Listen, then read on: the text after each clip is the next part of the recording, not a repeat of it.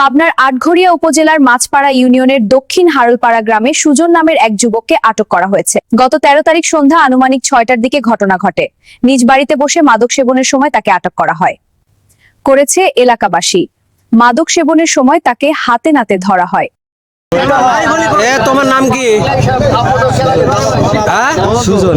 সুজন, তোমাকে এরকম ভাবে বাইতে আছে কে? বড়ি পাইছে, একটা বড়ি পাইছে। কি বড়ি? বাবা। আর কি পাইছে সাথে? গাজার গুলকি পাইছে। গাজার কলকি পাইছে। তুমি এগুলি কতদিন ধরে খাও? কথা বলো।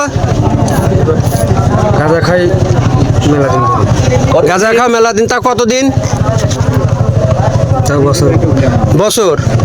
আর এই বাবা খাও কতদিন ধরে? 2-3 মাস। 2-3 মাস এই বাবা খাও না?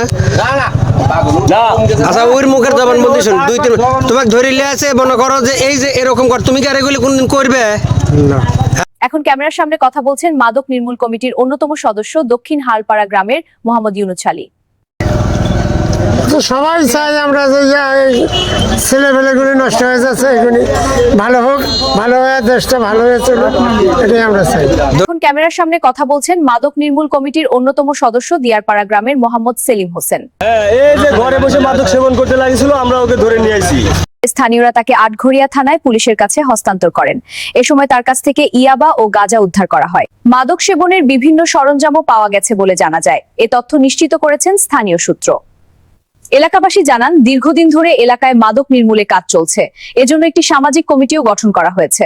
এই কমিটির তত্ত্বাবধানে মাদক সেবনকারী ও বিক্রেতাদের ধরা হয়, পরে তাদের পুলিশের হাতে তুলে দেওয়া হয়। এর আগেও কয়েকজন মাদক সেবনকারীকে আটক করা হয়েছে, তাদের থানায় সোপর্দ করা হয়েছে বলে জানিয়েছেন স্থানীয়রা। এ কাজে অংশ নিচ্ছেন সচেতন তরুণ ও মধ্যবয়সী মানুষ। তারা মিলে এলাকাকে মাদক মুক্ত করতে কাজ করছেন। দিয়ারপাড়া গ্রামের সাইদুল সর্দার ও সেলিম হোসেন উল্লেখযোগ্য।